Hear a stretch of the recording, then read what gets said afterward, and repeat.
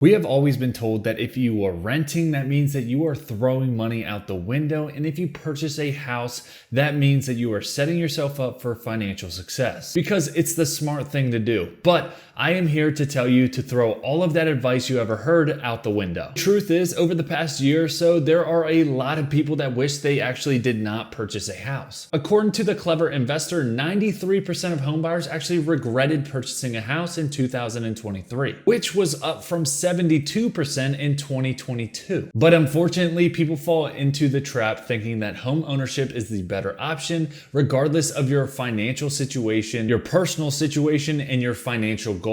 But don't get me wrong, home ownership may be the option for you, but you have to consider all of the factors, including location, market trends, your market awareness, and the economy as a whole. That's why in this video, I will be breaking down the costs and pros and cons of home ownership versus renting. Also, the most important factors to consider when making this decision. And lastly, we'll be going over the market as a whole right now. That way it can help you make the best decision possible for you to rent or buy a house in this market. Now, it's very self-explanatory, the cost when it comes to renting, because you have a fixed cost of whatever that rent is for the duration of your lease. So let's say that your rent is $2,000, that's your cost every single month. On the other hand, when it comes to buying a house, you have a lot more expenses. This would include your down payment and closing cost fees, which can range anywhere between 3 and 25% of the purchase price. You'll have to pay your monthly mortgage, taxes, and insurance. When it comes down to something needing to be fixed, it ends up being on you because you are responsible for the property because you own it. And honestly, even more unexpected expenses pop up during home ownership, which makes it that much more expensive. Now with renting, it's made out to be like throwing your money away because you don't gain any value from it. And what I mean by that is that your money does not translate to any equity or any form of value to you. When you pay the landlord, that money goes to the landlord and you get no value from it besides being able to live somewhere. But when you leave, none of that money follows you with. On top of that, you don't receive any tax benefits as well. Next, you have to abide by the rules and regulations that the landlord has in the agreement and the lease, which ultimately limits your control. If you want to buy a cute little puppy after moving in, you will 100% have to go to the landlord and ask permission. And if they let you, which they probably won't, but if they do, they will 100%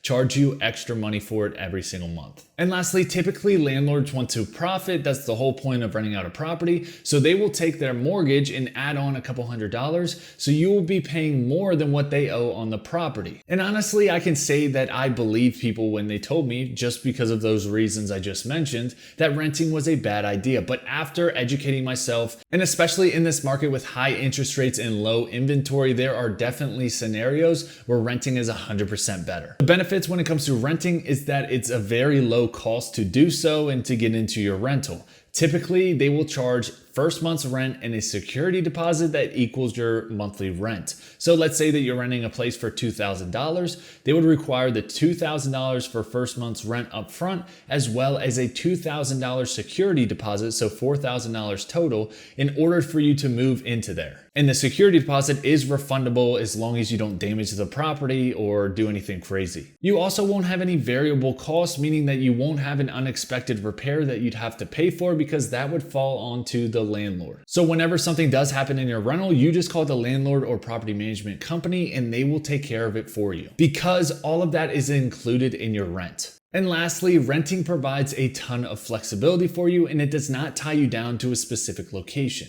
While renting, you only sign a rental lease for about a year or two, maybe at most. So you are tied down for a year, but then you can get up and go move to another area if you decide that the area that you're living in is not meant for you. This provides a great opportunity to test out different areas and see which ones you like best and see where you can see yourself actually living for the long term. Now let's switch over to buying a home. A lot of people get congratulated and it's a huge thing on social media to post that you just bought a house. And the reason being is because it's difficult. It really is. And it's a huge accomplishment, but you don't want to make the mistake of purchasing a house when you're not in a position to do so.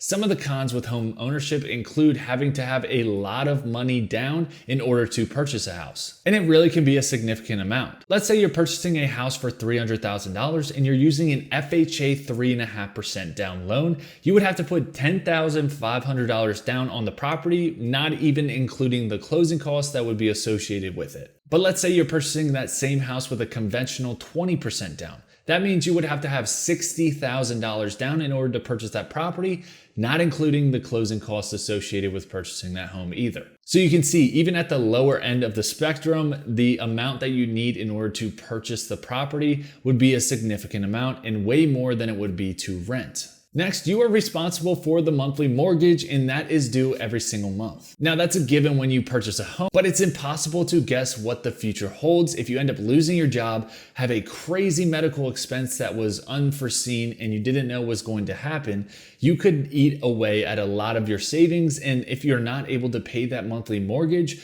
you could potentially get defaulted on where the bank takes your property back, or you can end up going into a lot of debt by trying to take out loans in order to pay that. So you really want to make sure you're financially stable before purchasing a property. Also, like I just mentioned, there are variable costs. When something breaks in the property, that's on you because you own the property. The last thing I'll mention is it limits your flexibility and mobility. When you purchase a house, you are setting down your roots and you are pretty much staying in a location for long term. At least that's probably the intention. But let's say a new job opens up and you want to move back home, or a personal situation arises, you would not be able to quickly and swiftly just get out of there and go to that new area, purchase a house and settle down there.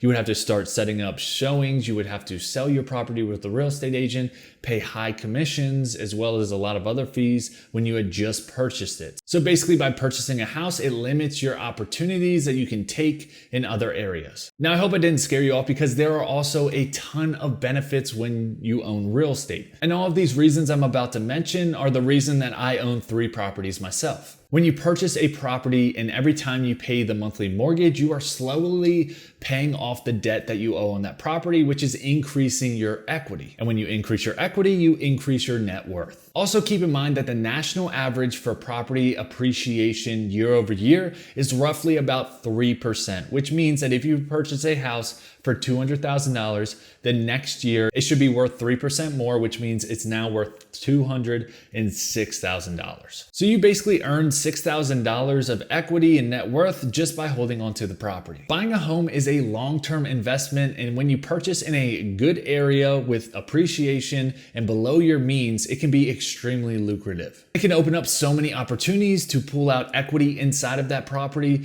to move out of it and use it as a rental property, or to sell it if you're looking to upgrade houses, use the equity to put down on your next bigger, better house. And personally, my favorite way to build wealth is through real estate investing. The last thing I'll talk about is the tax benefits. Now, there are a lot of tax benefits you get from home ownership, but the most popular one that people talk about is the depreciation you're able to take out on your taxable income every single year just from owning a home. And this is for fixing up your property over the year and the wear and tear that it takes. Now, you can lower your taxable income about 3.6% on average every single year from depreciation. And that's whether you own a primary house or have a rental property, which, hey, I'll take it. Now that we've gone over the cost of renting and buying, the pros and cons of each, let's go ahead and go over the market that we're seeing today. Now, relatively speaking, if the property values are high, the interest rate should be a little bit lower. And then vice versa, if the interest rates are high, then the prices of homes should decrease a little. But we're in a strange market because the interest rates are high. They're hovering around 7% right now. But also the property values are staying relatively high as well. And with the low inventory in the market, it's like choosing from the low-hanging fruit to where all of them are spoiled and half-eaten. Now, every market is different, and it'd be wise of you to reach out to a real estate professional in your area so that they can update you on the market trends in your area. But I want to show you an example of something from my market here in Maryland. As you can see in this graph, this is the market watch over this last 7 days, and this is accessible by realtors in my area because I'm a real estate agent. What we're looking at is over the past 7 days, all of the new properties coming soon, new active, back to active, all the different changes that we're seeing in our market. What's interesting is that the coming soon, the newly active, and the closed properties, they are all relatively low from what we've saw for the past 3 to 4 years. But the thing I want to show you that's very interesting is the price decreased. This means that 63 homes made a price adjustment, which is telling me that homes are priced too high and buyers are being selective with the very high interest rates. Not to mention, like I alluded to earlier, there is not a lot of inventory at all, so that is why buyers are being more selective as well. I'm curious to know if that's similar in your area and you're seeing more price decreases in your area as well. Go ahead and go down the comments below and let me know if that's happening. But unfortunately, the demand for new active houses is extremely high right now. That gives the upper hand to the sellers because of the low inventory in the market and the amount of buyers that are in this market right now that need to purchase. But the most interesting thing is, according to Zillow, here I'll pull it up right now, Zillow expects home values to rise by 6.5% from July 2023 through July 2024, despite the persistent affordability challenges. And if you look just below that, likewise, Freddie Mac is forecasting prices rising by 0.8% between August 23 and August 24. Now, this is insane to hear because of the low inventory, the extremely high interest rates, and the already high priced properties. But you're seeing two of the biggest people in the game right now saying that the prices are going to increase into the new year. That honestly could make sense if you look at this graph here. The majority, 94% of economists, say that the Feds could begin cutting interest rates in 2024. And if the Fed ends up cutting the interest rate, that means that the interest rate lowers from 7% to, let's say, 6 or 5 or 4%. That means that home prices are probably going to shoot up and go crazy. And more people can afford higher priced homes, as well as people being scared that this may not happen again and rates shoot back up after 2024. So they want to capitalize on the lower cost debt and purchase a house. Now, what should you do with all that information? I know that was a lot and it was kind of just thrown at you, but I just want to give you an understanding of what people are predicting to happen heading into the next year and how home affordability is going to go through the roof if the interest rates drop and there's still no inventory in the market. I personally believe that home ownership is the better option. As long as you buy below your means, you have a reserves and you're looking at it as if it is an investment. Because at the end of the day, we have no idea what the future holds. Economists can say whatever they like, and they look at data and they look at history of the markets, which can give you a great prediction and an educated guess. But at the end of the day, we really don't know. We're just trying to predict the market. So with that being said, I'd rather own real estate than be too scared and try to wait off until the next opportunity or wait until interest rates go down if they ever do. Because if I did know what the market was going to do next year, I promise you I would not be in my room alone talking into this camera. But I'm going to give you some scenarios so that it could help you make your decision based off everything that I've said in this video so far. If you are younger, not sure what you want to do with your life, not sure where you want to live, renting is probably the better option before, because you don't want to set your roots in an area that you don't necessarily want to be in, as well as if you end up starting in one career path and switch over to the next, it may cause you to need to switch areas or switch across town, or it could lead you to needing to be a lot more flexible. So if you're younger, don't have a lot of money right now, and you can't afford the down payment plus closing costs in order to get into the house, well, that really answers your questions right there, that you should rent because it's lower cost and you can start saving up after you get into and secure a good rental.